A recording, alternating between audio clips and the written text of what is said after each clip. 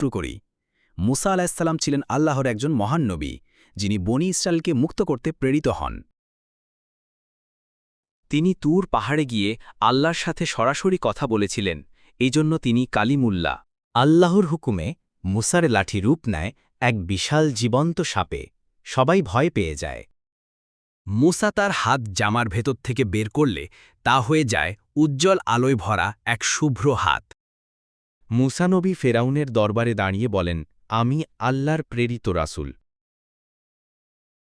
জাদুকররা জাদু করল, কিন্তু মুসার লাঠি সব গিলে ফেলল, সত্য মিথ্যার উপর জয় পেল। আল্লাহর আদেশে মুসা লাঠি মারলেন, আর বিশাল সমুদ্র দুভাগ হয়ে পথ খুলে গেল। মুসার কম পার হয়ে গেল, আর সমুদ্র বন্ধ হয়ে ফেরাউন ও তার সৈন্য ডুবে গেল। মুসা নবী পাথরে লাঠি মারলেন, সঙ্গে সঙ্গে বের হল 12টি ঝর্ণা। আল্লাহ আকাশ থেকে খাবার পাঠালেন, মিষ্টি মান্না আর সালোয়া পাখি।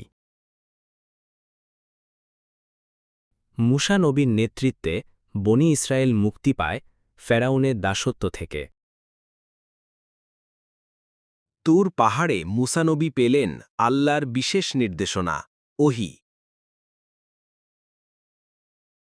মুসা আলাইহের মুজেজা আল্লাহর কুদরতের নিদর্শন, যা আমাদের ঈমানকে শক্ত করে।